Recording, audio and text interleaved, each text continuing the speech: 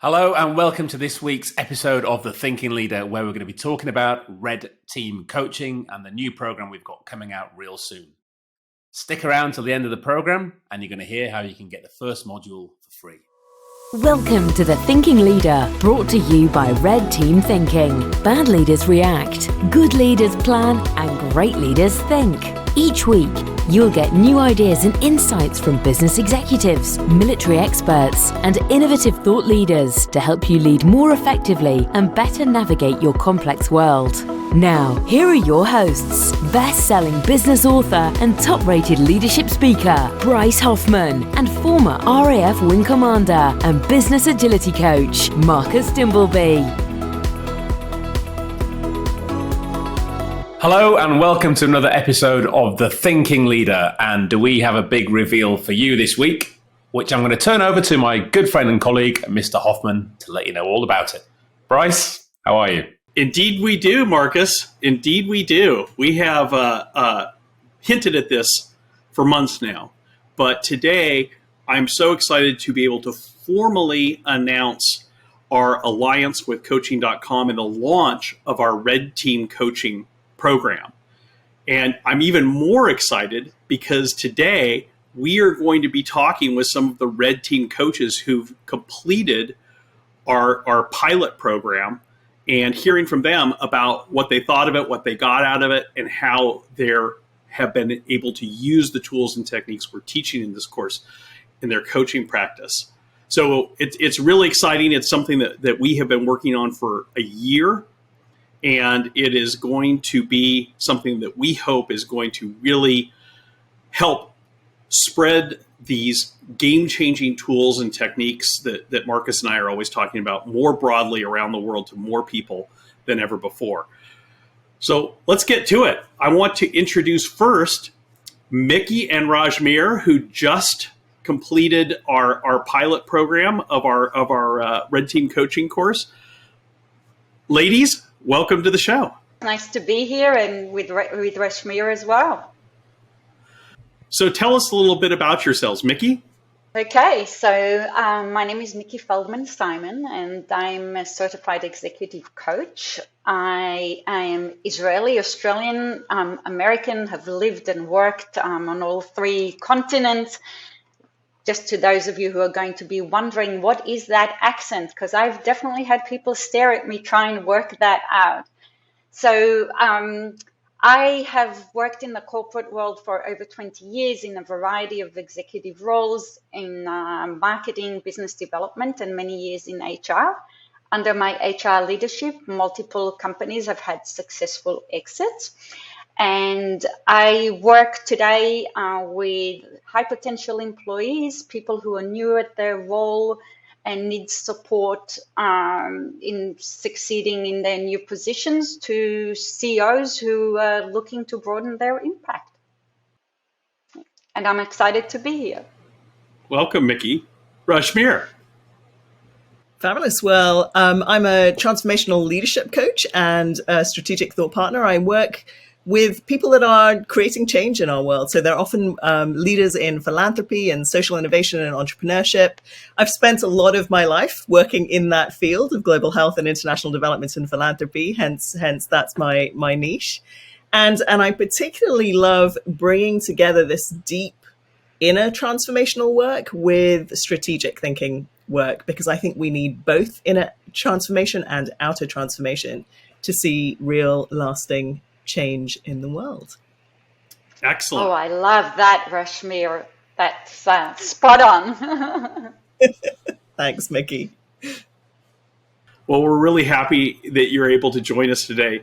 So I'm just curious, can you tell us what you thought of the Red Team Coaching course? I'm happy to start, Rashmir. And I thought that the course gave us a lot of tools that can help us in our coaching. I see the key role of the coach is helping the coachees. I'm an executive coach, so helping leaders see other perspectives. So the Red Team Coaching had exercises and methodologies that can really help us work through with the leaders to help them. What are they not seeing? And think through if they have a plan, maybe where things could go wrong. What could they do about it in a different kind of framework, I suppose, to what I have regularly been using as a coach. So I really appreciate that. Excellent. Rashmir? Brilliant. Yeah, so building on what Miki shared, I mean, I loved it for lots of reasons. As Miki said, it's, there's a series of tools. So as coaches, we're always interested in learning. We're always interested in adding new tools to our toolkit. But what I liked about it is, I mean, a couple of things. One, it really challenges us as coaches on to look at how we're thinking and where our own biases and assumptions are. So I think one of my first takeaways, Bryce, from the program is actually I can use this on myself and my practice. And I've actually been bringing it into partnerships and collaborations that I'm exploring as well. So that's been incredible. But in addition, it's helpful because I've come across some of these tools before. Through liberating structures, for example. And I've also, some of the questions are not going to be new to coaches. I think of 6 strategic questions, and I would normally ask the first 1 or 2, particularly in sort of large scale change type programs. But I've not necessarily gone down to, 4, 5, and 6.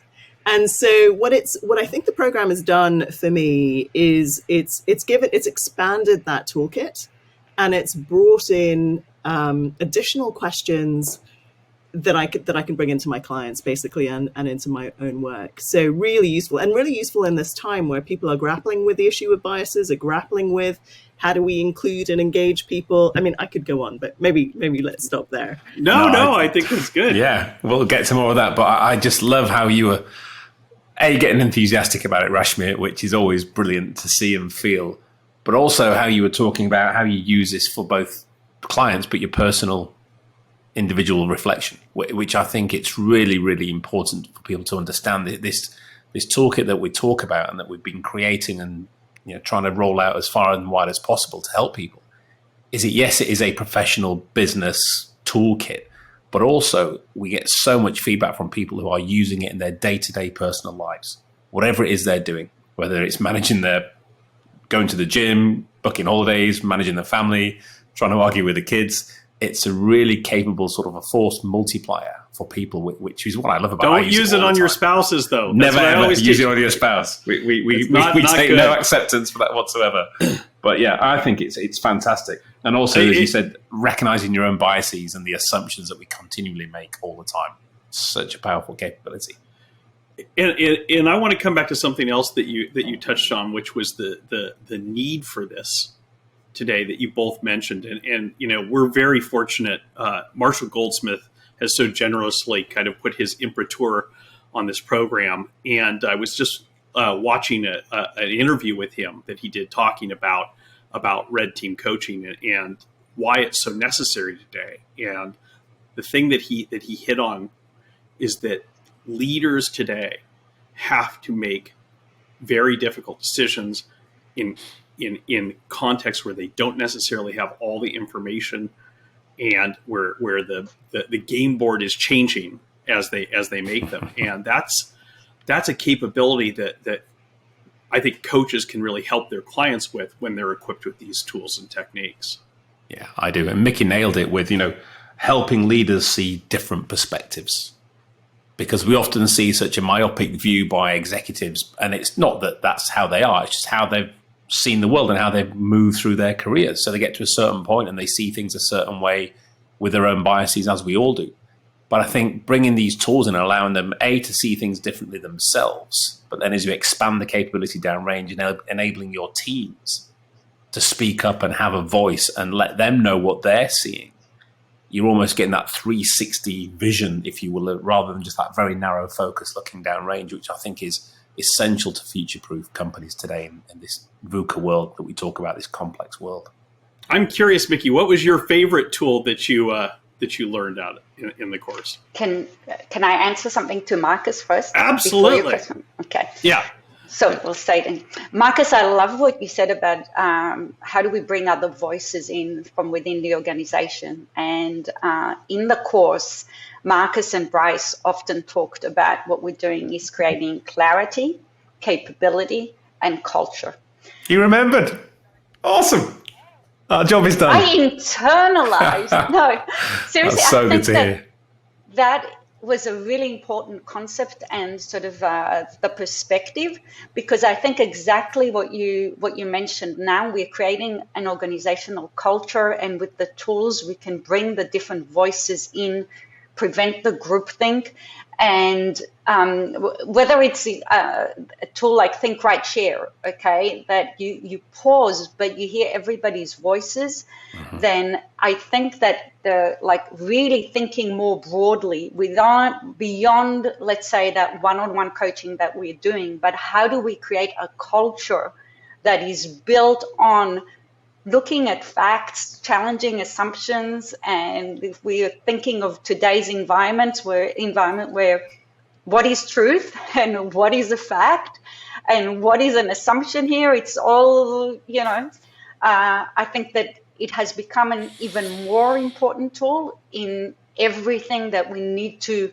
sort of not just take for granted and sort of look at what is really true here, what is an assumption, okay, and if it's an assumption, how likely is this to really happen? You raise an interesting point there, Miki. When I wrote the book Red Teaming, which I started writing back in 2015, published in 2017, and when I first started teaching people about this, I didn't feel the need to spend a lot of time talking about the difference between facts and assumptions. And yet, sadly, today it becomes a major issue. But I think that highlights, in my mind, why this approach is so necessary today, is because it really is, as we talk about in the course, and Rashmir mentioned how some of these tools and techniques align with things that she's already learned and is already using as a coach. As I talk about in the course, this goes back to Socrates, and the Socratic method and getting at truth by asking why and that sort of thing. But we have somehow, particularly in recent years, kind of forgotten about critical thinking.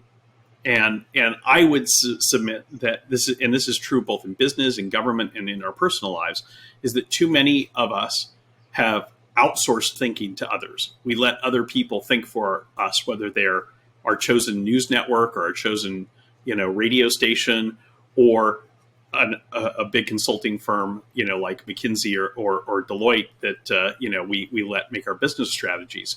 In both cases, though, what's happening is that we're not the ones who are thinking anymore. And so a lot of these tools, a lot of these techniques, as you know, are designed to help us, but also our clients, reclaim that role of thinker and think for themselves. Yeah, I think that's a really powerful statement, Bryce, because it's not just that outsourcing of thinking that we've done. We've also been seduced by technology, which we're allowing to think on our behalf sometimes, which is good and bad. We're also becoming over-reliant on processes and all of these new ways of working. And we've got the data. These new ways of working aren't working. And all of these things that are missing, the one human element piece. It's that single piece of the puzzle that seems to have been discarded over time, either by people just, as you say, outsourcing it, or just denying they need to think anymore because the robot will do it for them, or the process will do it for them.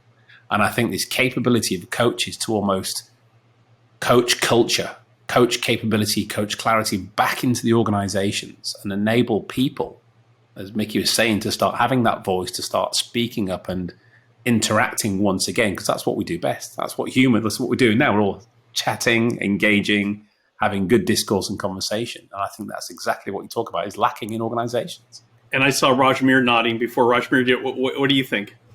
Well, you could tell I had something to inject here, didn't you, Bryce?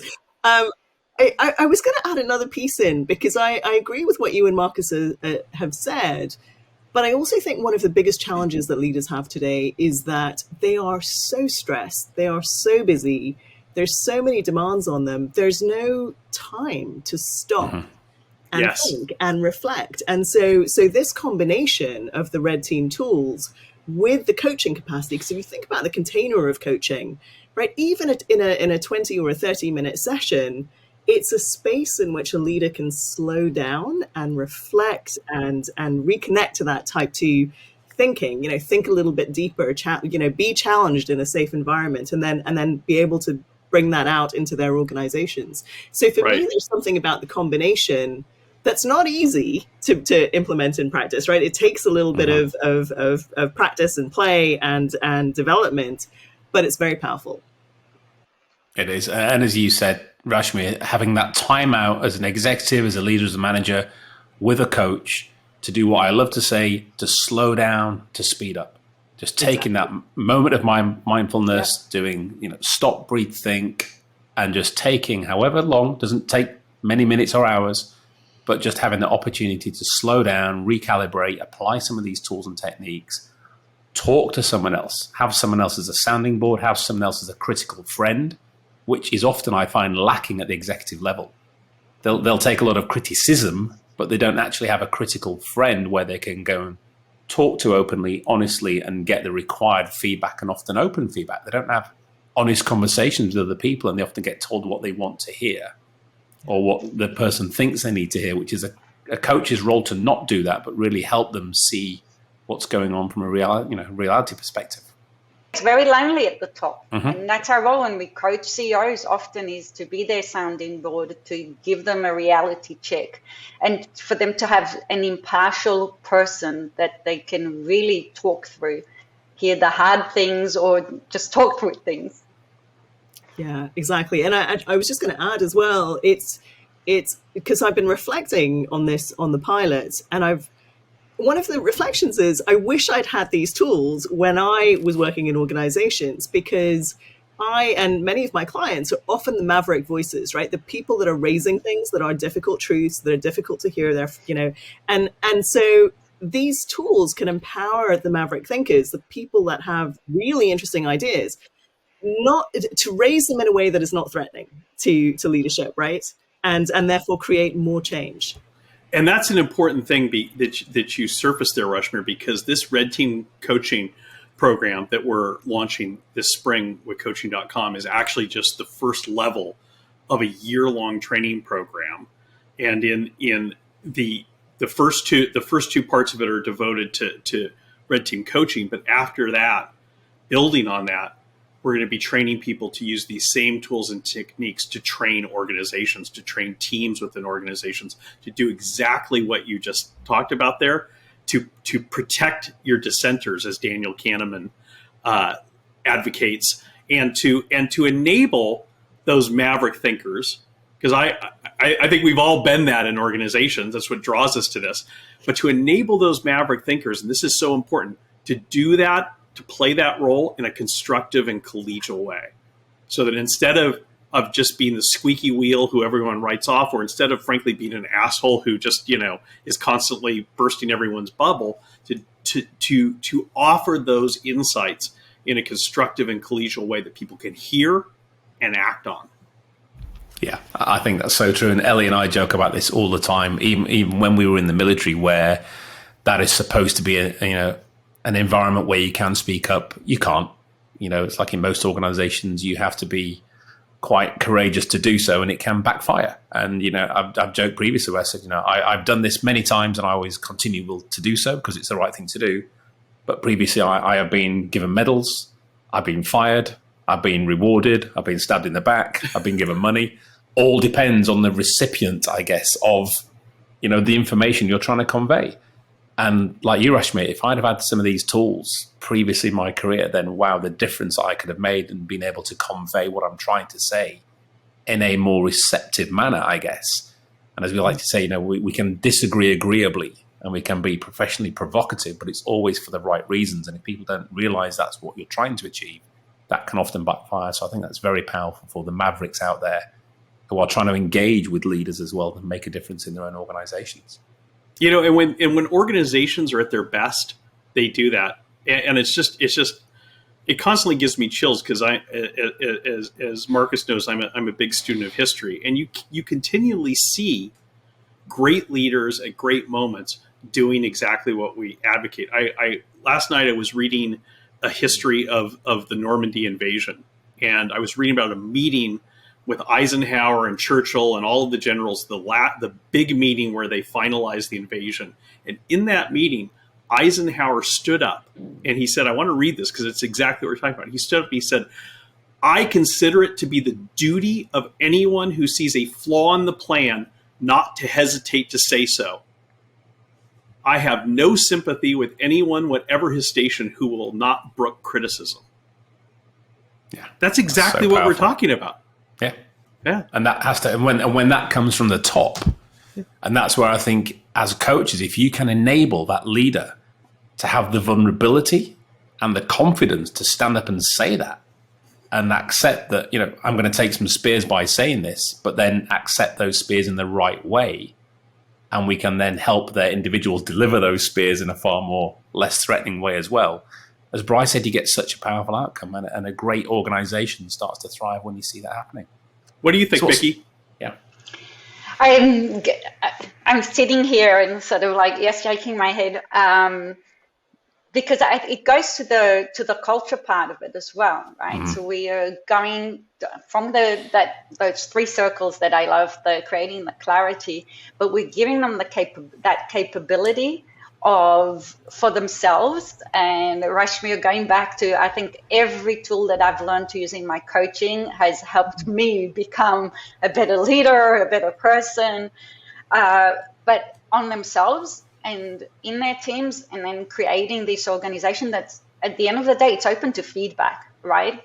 Mm-hmm. And open to having more difficult conversations. But the Red Team coaching gives you tools so that you can do it in a non-threatening way, right? In a way that people can express their opinions, their hesitations, their big red flags or small red flags, in a way that works in a positive way. So creating that positive organizational culture where it's okay to say when you think something is not right.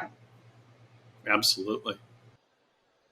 And I think the leaders who demand that are the ones that are going to really surge forward, especially in this complex world that we're living in. Those leaders that accept they don't know everything, but they are demanding that their people engage and enabling that capability for them to engage. So I think that's half the battle. You know, we look at going to organizations and you talk to the front line, and where's the problem? They all look upwards and point upstairs to the leadership. But then you ask them, why is it a problem? And why are they struggling with doing what you expect them to do?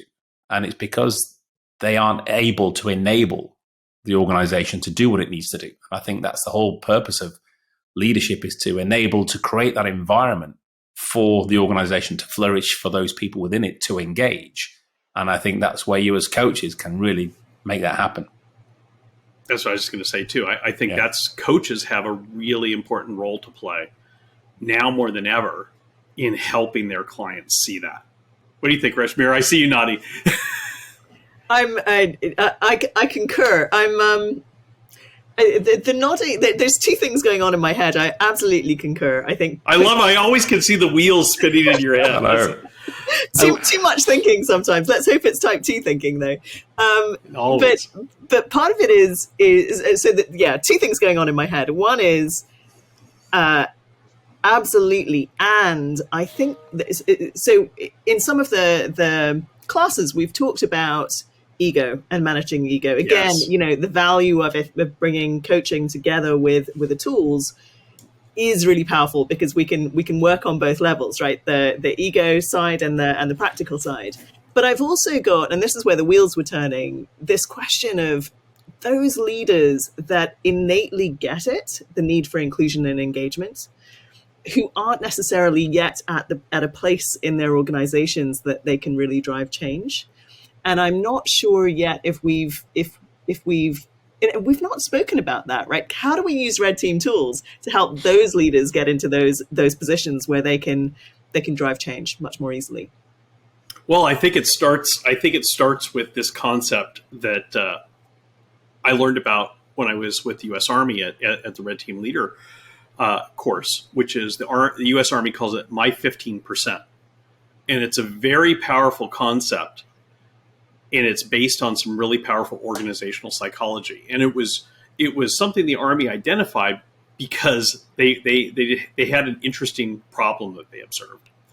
So the U.S. Army loves psychology. They love doing psychological batteries on officers and stuff like this constantly. When I was in the course, we had different, everything from Myers-Briggs to DISC to everything being done constantly throughout the 3 months I was there.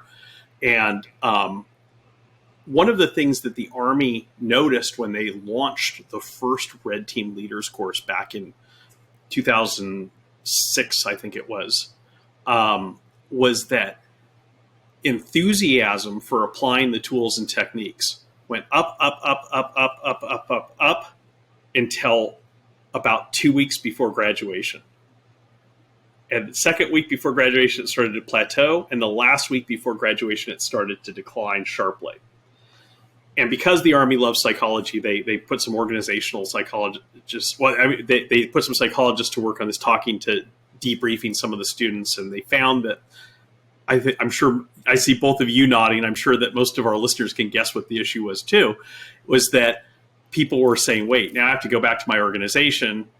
And, I know that my general is a curmudgeonly, arrogant silverback gorilla who doesn't brook any criticism and doesn't listen to disconfirming evidence. And I'm not looking forward to this task of trying to help him think critically about his plans and strategies. And so the Army recognized that's true in some cases. Some cases, people are not in a position where they can use these tools and techniques in a big way to change the direction of their teams or their organizations. So they put some organizational psychologists to work on it. And they came up with this concept called My 15%. And it's based on a lot of studies that have been done in organizational psychology in industry, as well as government, as well as the military, which have found that in any case, whether it's a manufacturing company or the U.S. Army, there's in any position from the C-suite to the factory floor, from the general's tent to the front line, regardless of where you're at, there is at least 15% of what you're involved with that you have an ability to directly influence positively or negatively. Even a janitor sweeping the floors in a factory has things that he or she can do to positively or negatively impact the success of that factory.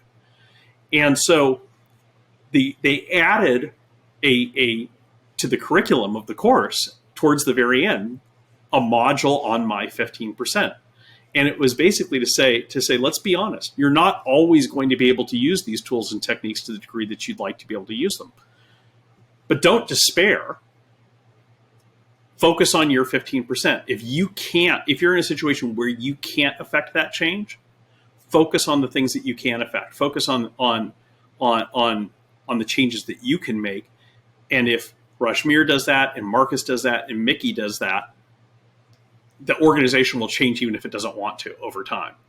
And it's a powerful concept, and it works in business as well as in the military. And I think that's something that as coaches, it's important to help your clients see too, because you'll have clients who get stymied and who feel like, oh, I really want to do this, but I can't. There's always something that they can do. You agree, Miki?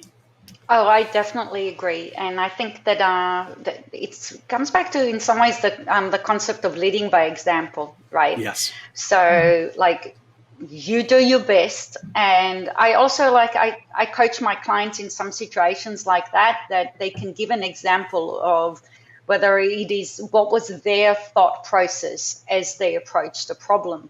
And through explaining the thought process and maybe the other perspectives that they gained or understood what could go wrong, all of that, basically using the tools themselves and then sort of explaining to somebody else how it worked to get them to where they are now. So it's like teaching in a roundabout way, but again, by example.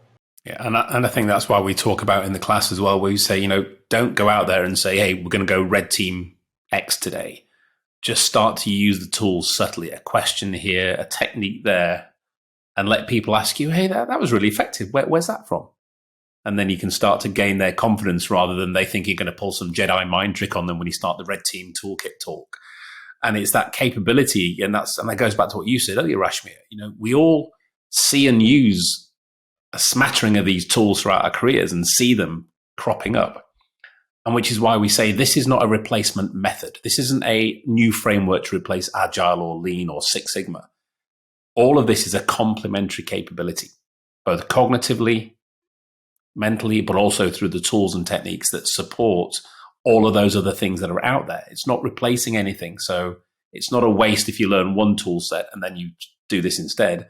This is going to help you use whatever toolkit and capabilities you've already got in a much better way, because you are slowing down to speed up, to understand the capabilities that those tools can actually bring, rather than rushing ahead with them and not using them in the right way, which I think taking that time with your clients, with your executive groups, to help them see that is often the light bulb moment I've seen with many of the clients I've worked with, where they just have to be given the opportunity to do that. And then when they do it, they're like, facepalm moment, or the light bulb moment comes on. It's like, wow, the revelations of that. And then now go and do that with your teams and your people and see how that works for them.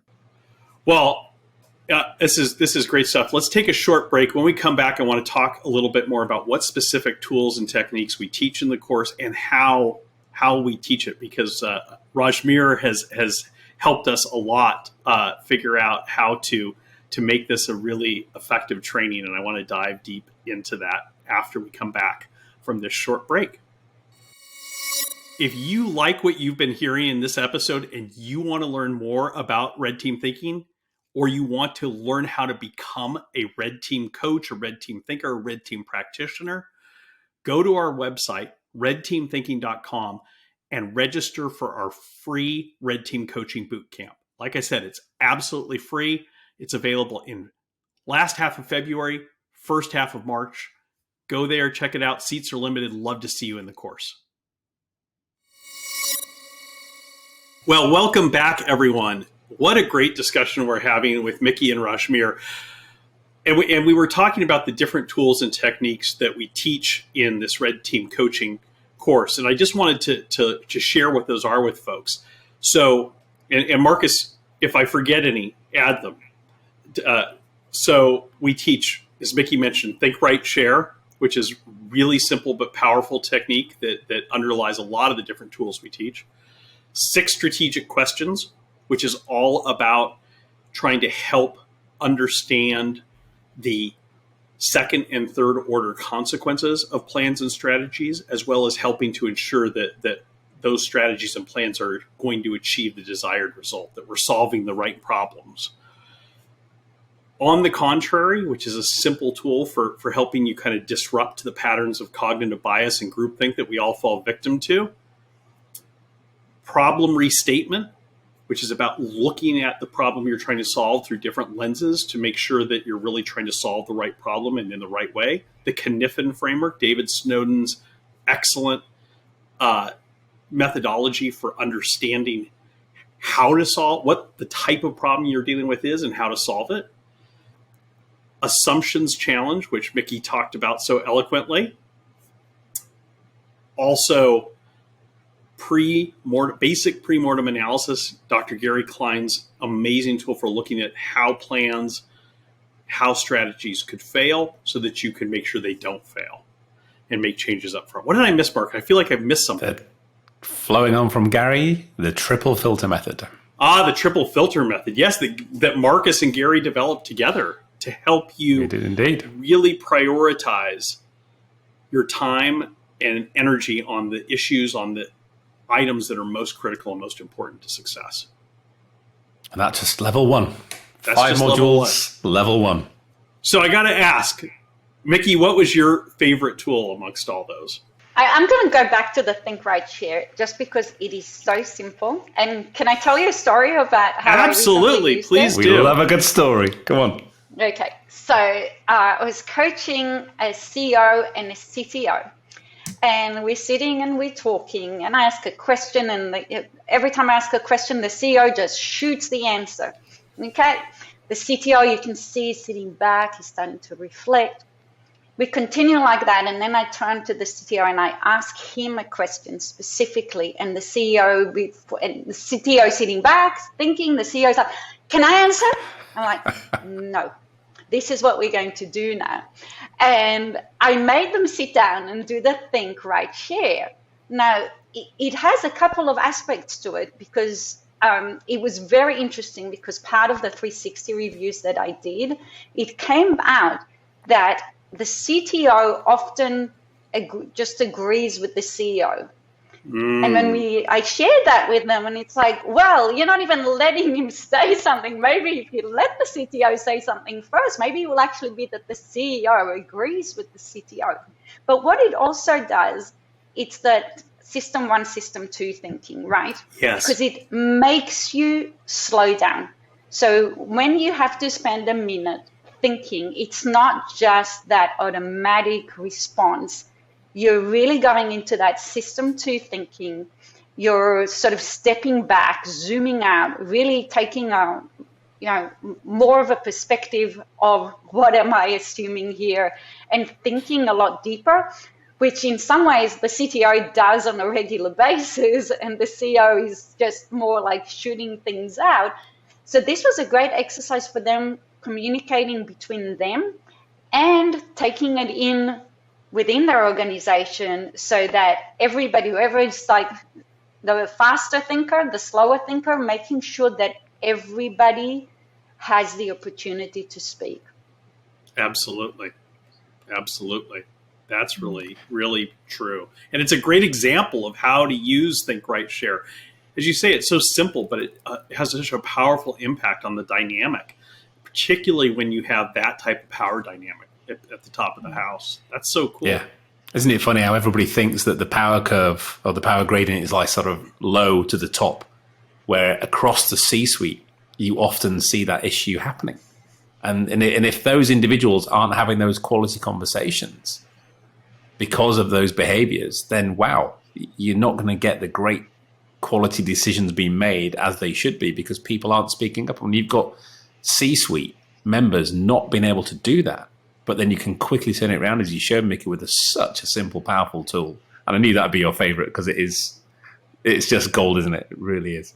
What was your favorite, Rashmir? Yeah, really, it really is. I think that's the thing with all of them. Like, many of them are remarkably simple, but deceptively simple, because you think, okay, so simple, so easy, but some of them are a little harder to implement than you would think. I don't know if I can pick, Bryce, a favorite. I mean, I love pre-mortem. It's so powerful, and it can go very serious very quickly, but it can also be very fun, because you suddenly realize, oh my goodness, I'm doing all of these things already. I'm sabotaging myself in various ways, or whoever you're doing it with can quite quickly see that. Oh goodness, I love all of. I mean, I think coaches use problem restatement to a degree, but I think there were some additional things that I learned in problem restatement that I haven't used before, so I'm still playing with that. And then there was something. I mean, I've always loved the Cynefin framework, but there was something that you guys said in this pilot, and I forget exactly how you phrased it, but it really struck me for the first time in a different way, and it was. I think you were talking about, well, which tools you might use depend on which of the quadrants you're in. And sort of a light bulb went off and said, oh my goodness, absolutely. And actually that's true for these tools and for a variety of other things. So yeah, I don't know. I haven't given you one. I just can't pick one. No, that's all right. I love all my children equally, as whenever I'm asked what my favorite tool is. But you're right about, I mean, we do teach the Cynefin framework in a very focused way. It's a very powerful technique, but we find that sometimes people can go too far down the rabbit hole with it into trying to understand. We really just try to use it to help understand what the appropriate tools are to solve the problem. Yeah. And I think that's, if you use it in that simple way, it's very it becomes something that's very easy to use and very powerful. I think it helps you also in a very quickly identify and work through, okay, how complex is this situation, right? Does it seem, because sometimes the challenge comes up and it just seems overwhelming right then. But then if you take that step back and try and think, okay, well, there is a simple solution actually because others have done it. Okay, I can step back. I know what I need to do now. So it gives you the ability to see what the next step should be very quickly. And I think that's a great point. And the one word that crops up a lot in everything we talk about is problem. And a lot of the tools that we have created and use are there to help people understand the problem and then what to do about that problem. 6 strategic questions, think right chair, pre-mortem, Cynefin, making, Dave Snowden calls it a sense-making framework. So it lets you make sense of the problems you are facing and the type of problems. And once you do that, then you can understand which tools to apply, what one system to engagement you need, what people you need, what different skill sets you need. And I think that's really fundamental to understand because we're always facing problems. And I spoke to somebody the other week and she was struggling with her client because she was trying to use this. And he turned around and said, well, I don't have any problems. Oh. Oh, really? Au contraire, I think you'll... Well, and I think it's important to understand when we use the term problem, we use the term problem in the mathematical sense. So, suddenly finding that you have an extra $100 million in cash for next year that you didn't think you were going to have is a problem in that sense. Problem doesn't necessarily have to be negative. Recognizing that your biggest competitor has just gone out of business and you now have all this clean air in front of you in the marketplace is a problem. How to take advantage of that. A nice problem to have. Problem as something that needs a solution. It doesn't have to be a negative thing. And that's important, I think, for people to understand. Because sometimes people get hung up on this. It happened in our class, actually. We had a couple people say, well, my clients don't have problems. And anything that you're trying to figure out is a problem. 2 + 2 is a problem. It's not got a value statement associated with it. For me, that's a framing thing. So quite often when I'm, say inclined to use the word problem, I might also bring in opportunity, right? So what problem or opportunity, are you facing today or do you want to focus on? The other thing, just to kind of round the train of thought, and then Miki, I'm gonna hand over to you, is it's just occurring to me, and I actually haven't done this yet with a client, but I think I'm gonna play with this. I've got a big client next week, in fact, that would be perfect for it. Bringing together the Cynefin framework with the latter part of the 6 strategic questions, because so a lot of my clients work in global health, international development, and one of the big frustrations is that a lot of the problem solving is done in a very over-focused way, right? So they take what's a lot of complexity and bring it down to a small enough point that it seems linear. But actually, using the last few questions of strict 6 strategic frameworks could help open it up a bit, and then you can see which quadrant are you in, and then where do we go from there? I love that. It's a great idea, Rashmir. Miki. What I was going to say is that, we're talking about problems, challenges, but what we're doing is, like, if we look at the positive, we are creating clarity. We're just bringing clarity to whatever the situation is. Absolutely. And that's that clarity, capability, and culture. And you're so right. I mean, it's, I'm gonna have to Sam, we're gonna have to put an E rating on this episode for what I'm about to say, but it's the truth. We had on a few months ago one of my good friends, Justin Foster, who is our branding guru, who helped me early on formulate what I was trying to do with Red Team Thinking. And Justin came out to San Francisco. We spent a long weekend together, and he was just asking me, to describe what I was doing, the changes I was trying to make. And one of Justin's superpowers is he's able to listen to people and then just kind of drop these truth bombs that are just devastating in their directness and clarity, to your point, Miki. And we'd been going around the city. We were at Cafe Trieste, the famous beat cafe in San Francisco, where all the beat poets used to hang out, and we were having some espressos, and all of a sudden Justin looked at me and he said, "You know what you're doing? You know what you're doing with Red Team Thinking?" I said, "What?" And he said, "Every organization creates this fog of bullshit around it. Every organization generates this fog of bullshit, and you come in with these tools and techniques, and it's like a lighthouse. It's like it cuts through the fog, and you can suddenly see the truth that all that BS is trying to hide." And it's so true that every and he went on to say, and the reason why organizations do this is because they don't want to deal with those hard truths. So rather than deal with them, rather than even figure out how to avoid the rocks, they generate this smoke of BS so they don't have to look at it. And that ever since he said that, I've seen that in every organization to one degree or another I've worked with. Right to your point, Miki.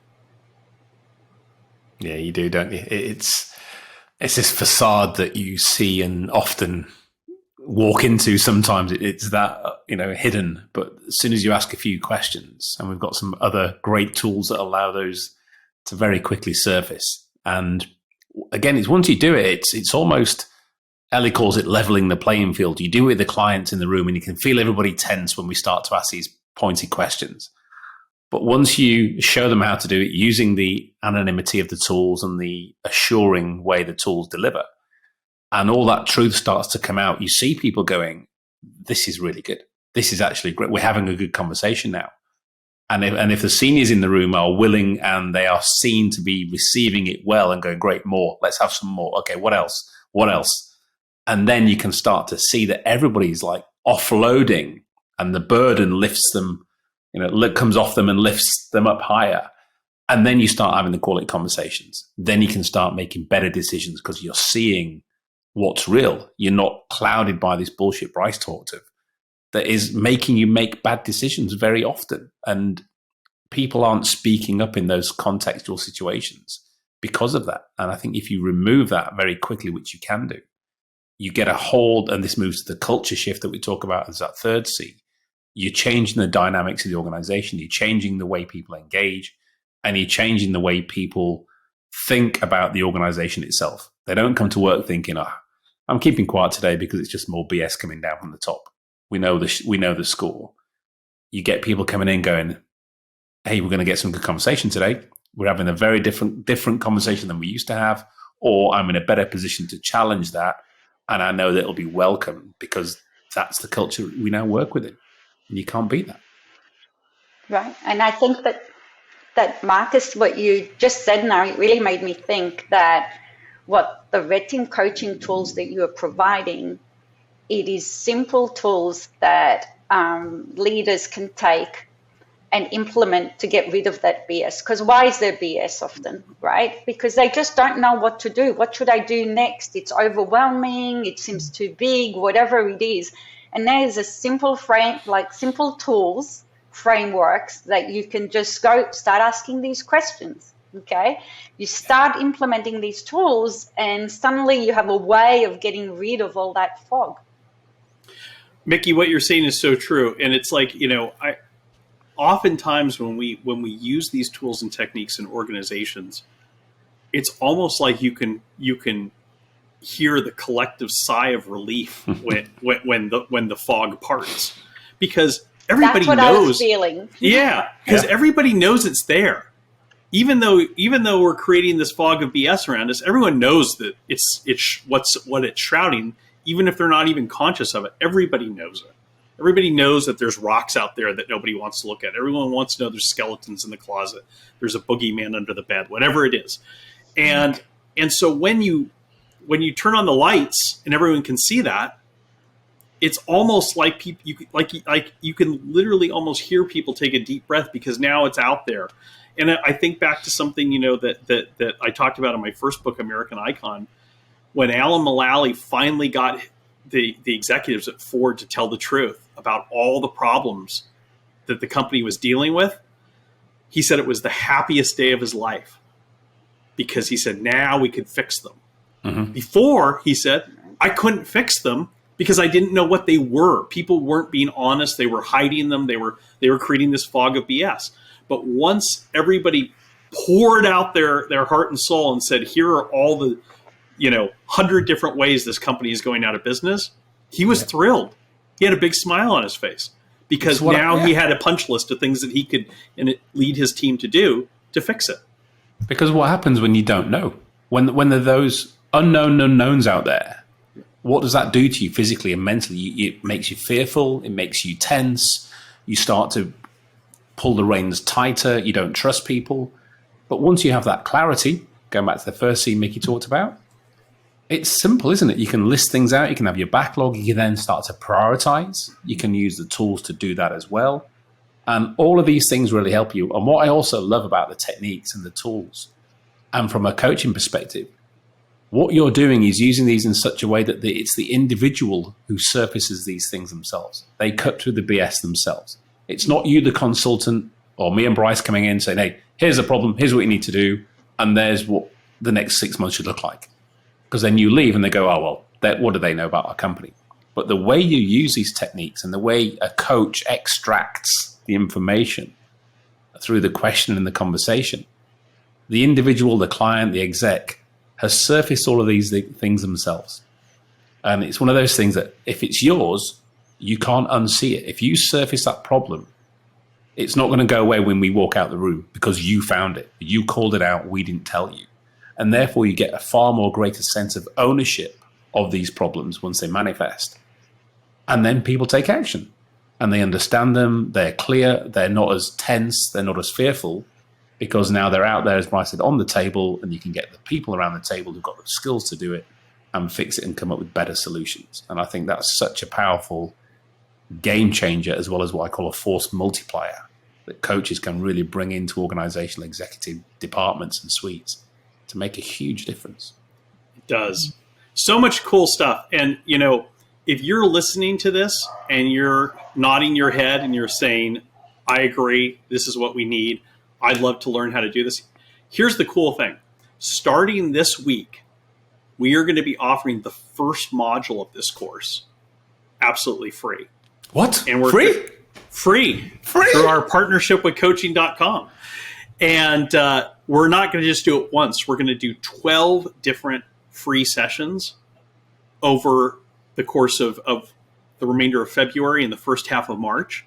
So if you are at all interested in this, if you're even curious, go to our website, redteamthinking.com, and right at the top, you'll find a link that you can click on to register for one of these free courses. And you'll see exactly what we're talking about. And if it's something that you're interested in, you can take it from there and complete the course and be part of this journey with us. But I'm really excited about this opportunity to share these tools and techniques so much more broadly than we have in the past. And I'm really thankful for Miki and Rashmir coming in and sharing their perspectives on this course with all of our listeners and viewers. Thank you so much for taking the time to go over this with us today, ladies. Thank you for the course, for giving us the opportunity to learn all these amazing tools, and for having us here today. Absolutely. Ditto. It's been so much fun, and I've learned so much from both you and Bryce, both Bryce and Marcus, because you really lead by example. I mean, you red team yourselves all the time, and that's really. I mean, that's great to see, right? It means that you're using the tools and you're getting value out of them, and it's really encouraged me to do the same as well. So thanks. And actually, the other thing I should say is it's been fantastic learning from the other coaches in the program as well. That the practicums in the pilots are absolutely invaluable. So really worth the price of entry, I'd say. Absolutely. Right, I agree. Thank you all. Redteamthinking.com. Hope to see you in one of our boot camps.